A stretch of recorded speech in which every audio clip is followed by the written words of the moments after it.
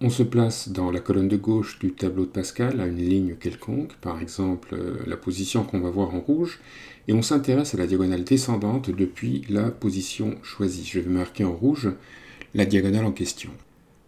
On sélectionne des éléments consécutifs, ici 4, entourés en couleur, et on en fait la somme. Eh bien, le résultat est le coefficient situé juste en dessous du dernier terme de la somme, ici 84. On vient donc d'observer que 1 plus 6 plus 21 plus 56, ça vaut 84. Et en termes de coefficients binomiaux, ça donne 0 parmi 5, plus 1 parmi 6, plus 2 parmi 7, plus 3 parmi 8, qui fait 3 parmi 9. Plus généralement, on va prouver que si n est un antinaturel et p un antinaturel, alors 0 parmi n plus 1 parmi n plus 1 plus ainsi de suite, plus p parmi n plus p, eh bien ça fait le coefficient binomial p parmi n plus p plus 1. On va donner deux preuves, une preuve par récurrence et une preuve combinatoire. Allons-y pour la récurrence. Si P appartient à n, alors on définit l'assertion suivante qu'on va appeler A de P, et qui dit que pour tout n appartenant à n, la somme de k égale 0 à P de k parmi n plus k, ça fait P parmi n plus P plus 1. Je ne fais que réécrire la somme précédente avec sigma. Initialisons la récurrence avec P égale 0. L'assertion A0 dit que pour tout n appartenant à n, la somme de k égale 0 à 0 de k parmi n plus k, ça vaut 0 parmi n plus 1. Or, le membre de gauche vaut 0 parmi n et le membre de droite vaut 0 parmi n plus 1. Et il est clair que les deux membres sont égaux. Passons à l'hérédité. Et donc soit P un antinaturel strictement positif, tel que l'assertion A de P-1 soit vraie. Soit petit n un antinaturel, on va calculer la somme de k égale 0 à P de k parmi n plus k. Et ce qu'on va faire, c'est qu'on va isoler le dernier terme, et donc la somme serait écrite somme de k égale 0 à P-1 de k parmi n plus k, plus le dernier terme, qui est P parmi n plus P. On reconnaît dans le premier terme, par hypothèse de récurrence, le coefficient, donc P-1 parmi n plus P-1 plus 1. Et par conséquent, la somme initiale vaut le coefficient binomial qu'on vient de trouver, à savoir donc P-1 parmi n plus P, plus le deuxième terme qui était P parmi n plus P. Et ça, d'après la règle de Pascal de construction du triangle du même nom, eh bien cette somme vaut P parmi n plus P plus 1, et c'est exactement ce qu'il fallait démontrer. On passe à la preuve combinatoire. Je vais rappeler la formule à démontrer, à savoir 0 parmi n, plus 1 parmi n plus 1, plus ainsi de suite, plus P parmi n plus P, est égal à P parmi n plus P plus 1. Alors, on va réécrire cette formule en sorte que le dernier terme de la somme soit sous la forme P parmi M pour un certain M à trouver. Et donc, on va poser n plus P est égal à M, et donc n est égal à M moins P, et la somme serait écrite 0 parmi m moins p plus 1 parmi m moins p plus 1 plus ainsi de suite, plus p parmi m, c'est ça qu'on souhaitait comme dernier terme, qui est donc égal à p parmi m plus 1.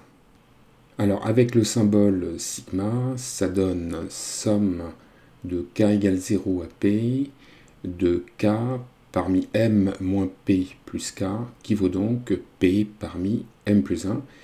Et par la suite, je vais référencer cette formule par étoile. Alors on définit l'ensemble E formé des entiers 0, 1, etc. jusqu'à m, en sorte que le cardinal de E, c'est m plus 1. Pour faciliter l'interprétation combinatoire, je vais introduire la notion suivante.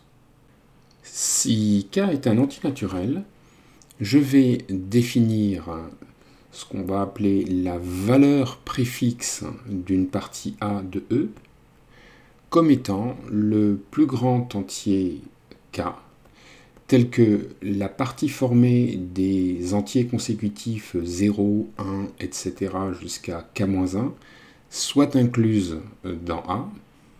Et on notera en particulier que cette partie est formée de K éléments. La valeur de K en question est caractérisée par le fait que les entiers 0, 1, etc., K-1 sont dans A, mais que l'élément suivant, à savoir donc K, lui, n'est pas dans A. Alors du point de vue des notations, je vais noter K égale VP de A pour la valeur préfixe de A. Et on pourra observer au passage que la valeur préfixe de A vaut 0 si et seulement si 0 n'est pas dans A. Maintenant, si A est une partie de E de cardinal P, alors la valeur préfixe de A prend ses valeurs parmi les entiers consécutifs 0, 1, etc. jusqu'à P. On arrive maintenant au point central de la preuve.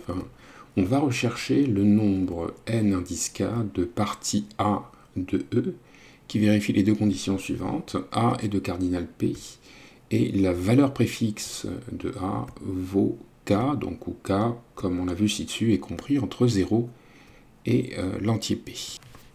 Alors faisons un petit dessin pour illustrer la situation.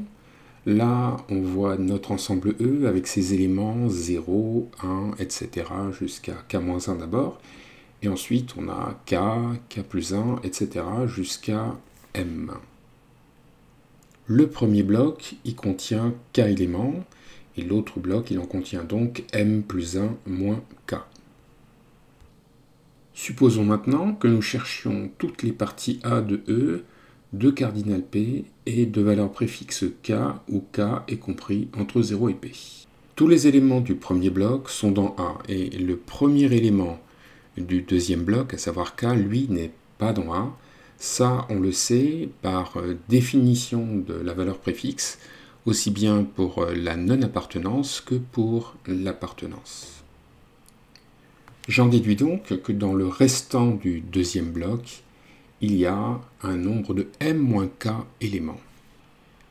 On va calculer le nombre n indice k de partie grand A. La partie A s'obtient en choisissant parmi les m-k éléments déjà signalés un nombre p-k d'éléments qui vont venir compléter les k éléments déjà présents dans A, en sorte que n indice k c'est p-k parmi m-k. La somme des nk pour toutes les valeurs possibles de k, eh bien, c'est le nombre de façons de choisir une partie à p éléments de l'ensemble E. La raison étant que les valeurs préfixes de 0 à p partitionnent les parties A de E de cardinal P. Par suite, d'après le résultat obtenu ci-dessus, on a donc que la somme de k égale 0 à p de p-k parmi m-k, c'est p parmi m plus 1. On va transformer la somme en effectuant le changement de variable j égale p-k, d'où k égale p-j, et la somme va se réécrire somme de j égale 0 à p d'un coefficient binomial. Alors en haut, il y aura m moins p plus j.